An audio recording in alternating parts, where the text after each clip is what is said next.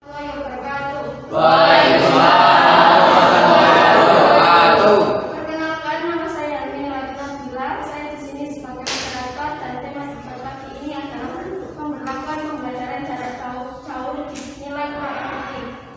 Kedua tim dipersilakan untuk memperkenalkan diri dimulai dari tim afirmasi. Assalamualaikum warahmatullahi wabarakatuh. Perkenalkan, nama saya Nila Tausinzila dari tim afirmasi. Saya Kusumaria dari tim afirmasi. Perkenalkan, nama saya Jalai Fernando dari tim afirmasi. Perkenalkan, nama saya Muhammad Farhan Humaiti dari tim afirmasi. Perkenalkan, saya Akbar dari tim oposisi. Perkenalkan, nama saya Sismania dari tim oposisi. Perkenalkan, nama saya Salis Ahmad Soleh dari tim oposisi.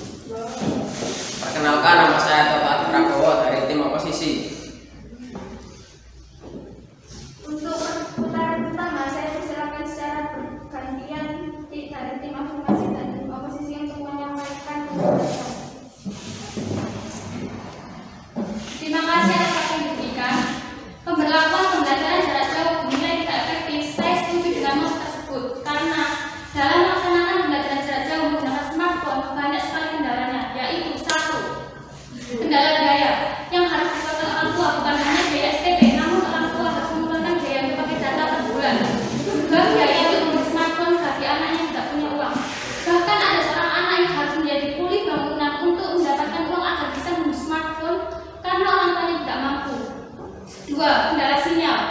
Banyak daerah Indonesia yang terpencil dan minim akan adanya sinyal sehingga mereka harus pergi ke atas bukit untuk mencari sinyal tersebut. 3. Cara belajar pada pembelajaran jarak jauh dinilai kurang efektif karena hanya dijelaskan materinya, hanya dijelaskan dengan berupa video pembelajaran dan dokumen yang belum tentu membuat siswa itu paham.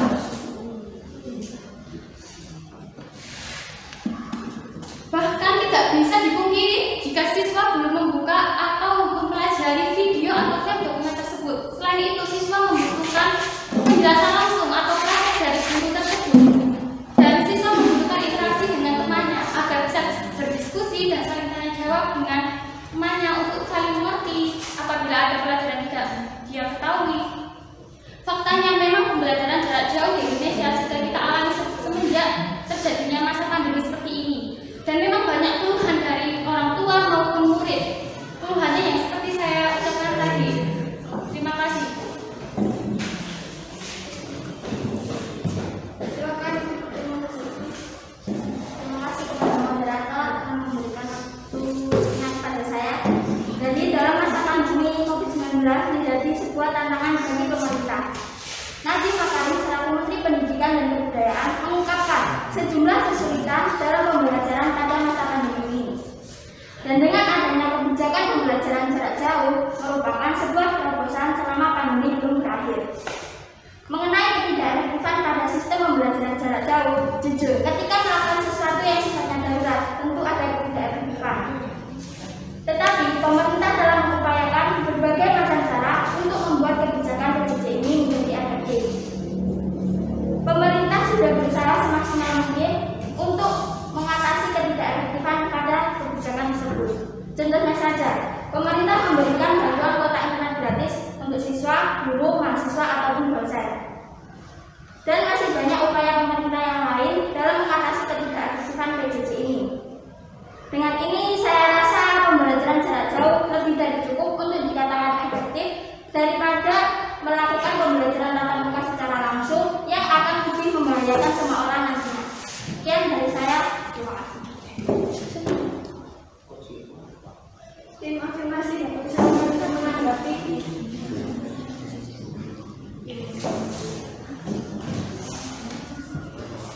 Pembelajaran jarak jauh yang diterapkan pada sekolah-sekolah itu terjadi di masa pandemi untuk memutuskan mata rantai penyebaran virus corona. Namun, mengapa penerapan seperti itu hanya terjadi di sekolah seakan-akan sekolah harus dikorbankan padahal sekolah itu penting. Namun, tempat publik yang lainnya banyak yang tidak menerapkan protokol kesehatan seperti pasar.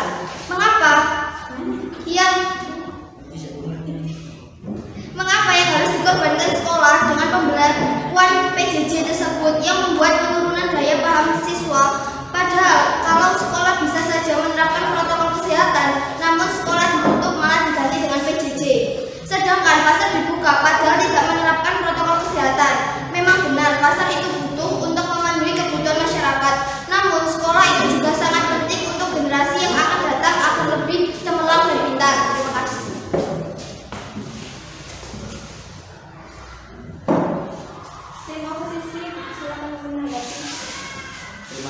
atas waktunya. Pembelajaran daring dan luring merupakan pembelajaran di era teknologi informasi seperti sekarang ini. Daring merupakan singkatan dari dalam jaringan, yang artinya pembelajaran daring merupakan pembelajaran yang dilakukan secara online atau tidak bertatap muka secara langsung, melainkan dengan menggunakan platform yang telah tersedia. Silakan tim afirmasi menanggapi.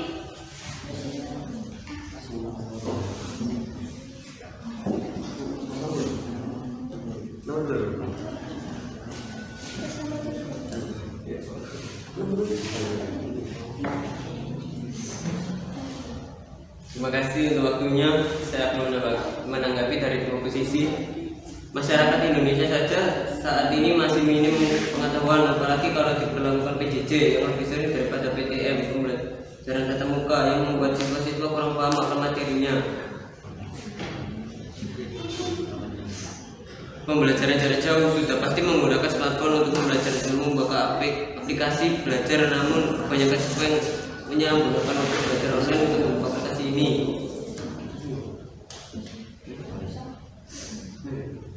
Sekian dari saya, terima kasih.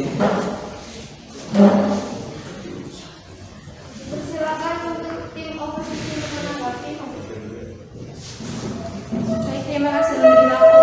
Pembelajaran daring akan tetap efektif apabila murid mau mendengarkan penjelasan yang diterangkan oleh guru. Selain itu, pembelajaran jarak jauh atau PJJ dilakukan untuk menekan penyebaran COVID-19 agar tidak semakin banyak. Jika siswa mengeluh pelajaran jarak jauh tidak efektif karena tidak berhadap langsung, maka para siswa dapat berbicara atau memberi saran kepada guru untuk menggunakan aplikasi. Mengingat perkembangan zaman kita yang sudah modern ini, kita dapat bertatap muka melalui aplikasi Zoom atau Google Meet. Jadi para siswa dapat memberi saran kepada guru untuk menggunakan aplikasi Zoom atau Google Meet. Sekian dari saya, terima kasih. Kita beri tepuk tangan.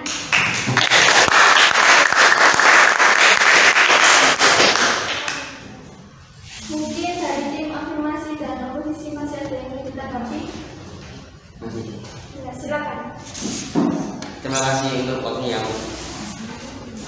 Pembelajaran PJJ memang memerlukan smartphone dan dinilai bisa memutus rantai mata corona. Tapi tidak semua murid memiliki smartphone, ada juga yang tidak memiliki.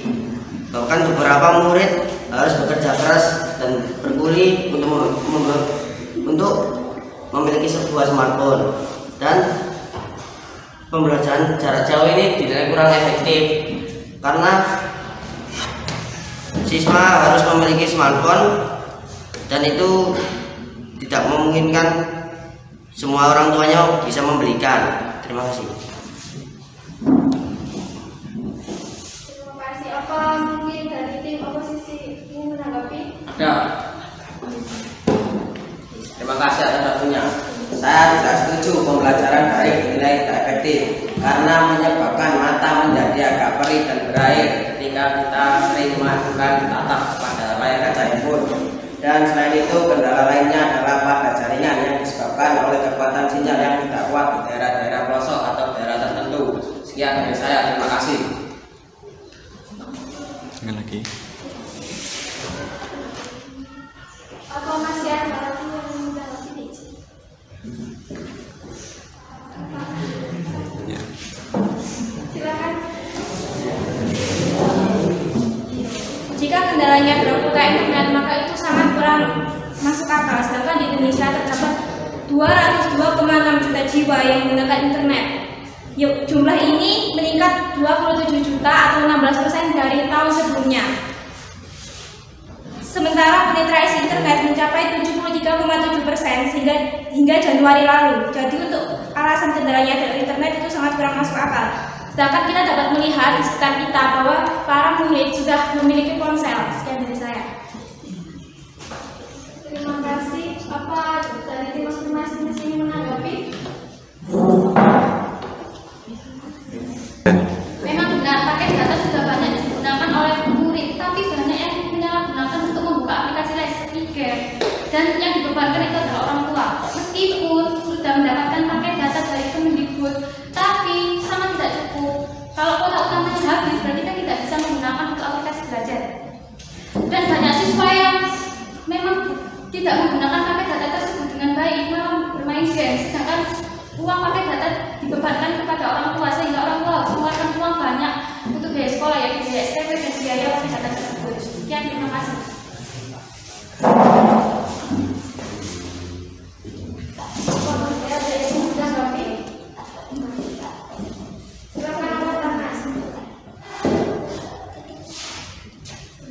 Mengenai kuota internet, pemerintah sudah menyediakan 2 jenis kuota internet, yaitu kuota utama dan kuota belajar. Jika kendalanya adalah untuk bermain game, sangat tidak masuk akal jika kuota belajar digunakan untuk game. Karena kuota belajar khusus untuk aplikasi yang benar-benar untuk belajar, aplikasi yang sudah dipilih pemerintah untuk belajar. Jadi kuota internet untuk belajar tidak akan cepat habis untuk game ataupun yang lainnya. Sekian dari saya, terima kasih. Silakan untuk tim masing-masing. Nah, masih saya ambil dari posisi. Memang benar kuota belajar lebih banyak dari kuota utama. Terkadang guru juga memberikan sebuah materi berupa link YouTube untuk membuka menggunakan kuota utama. Banyak yang menggunakan utama untuk sebagai game dan lain sebagainya, aplikasi yang tidak termasuk dalam pembelajaran. Nah, itu akan cepat habis.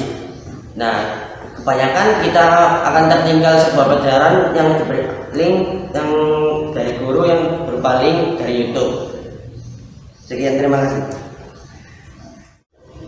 Untuk kesimpulan debat kali ini, menurut saya pembelajaran jarak jauh memang kurang efektif karena anak beresiko kehilangan pembelajaran atau learning loss, karena pembelajaran tatap muka di kelas menghasilkan pencapaian akademik yang lebih baik ketimbang jarak jauh.